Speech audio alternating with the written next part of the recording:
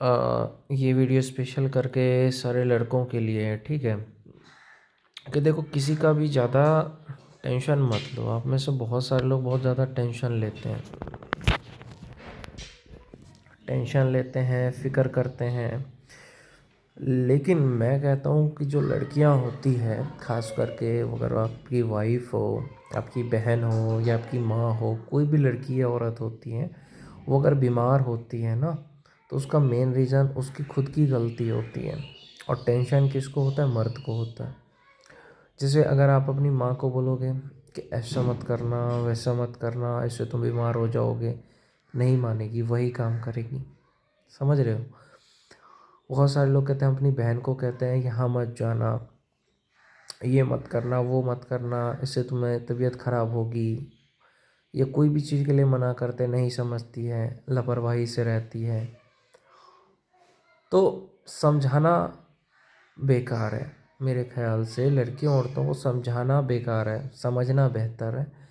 समझना इसलिए पड़ेगा भाई, क्योंकि जब तक आप नहीं समझोगे तब तक आप टेंशन में रहोगे।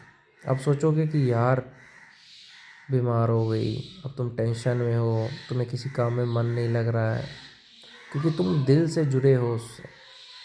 किसी से तुम दिल से जुड़े हो, चाहे वो तुम्हारी माँ हो, चाहे बहन हो, चाहे पत्नी हो, चाहे गर्लफ्रेंड हो, दिल से जुड़े हो। वो बीमार हो गया तो सबसे ज़्यादा दुख किसे होगा? तुम्हें होगा। तो क्या करें ऐसा जिससे कि हमें टेंशन ना हो? तो भाई देखो, कोई भी इंसान अगर लापरवाही से बीमार होता है ना, तो उसकी टेंशन मत लेना। समझ रहे हो? तुम अपने पत्नी को कह रहे हो कि ठंडी में काम मत करो।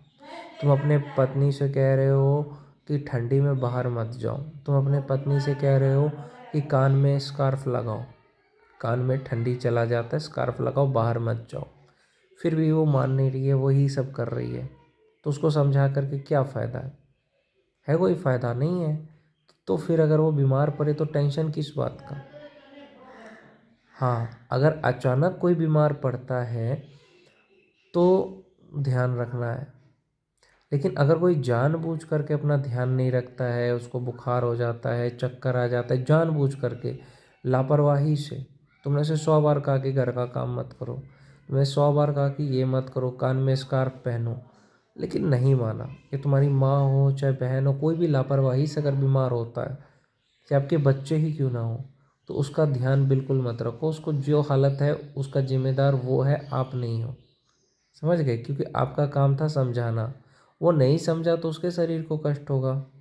आप प्यार करते हो, थोड़ा दुख होगा आपको, बस यही है।